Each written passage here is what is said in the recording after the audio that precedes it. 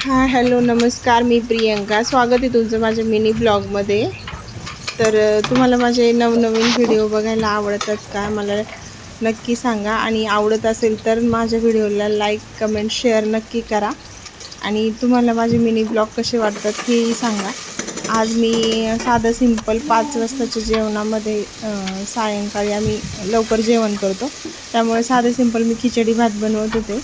कारण स्वयंपाकाचा खूप कंटाळा आला होता, त्याच्यामुळे स्वयंपाक वगैरे काही केलं नाही, फक्त खिचडी भात केला आज.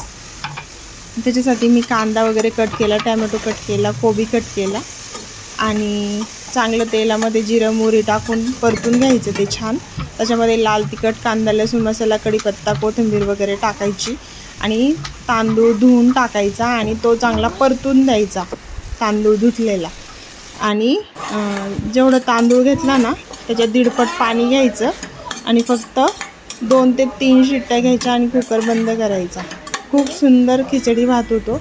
नक्की ट्राय करा आणि आवडली असेल रेसिपी तर शेअर करायला विसरू नका. असेच माझे नवनवीन व्हिडिओ बघण्यासाठी लाईक शेअर फॉलो करायला विसरू नका. Bye bye. व्हिडिओ नक्की लाईक शेअर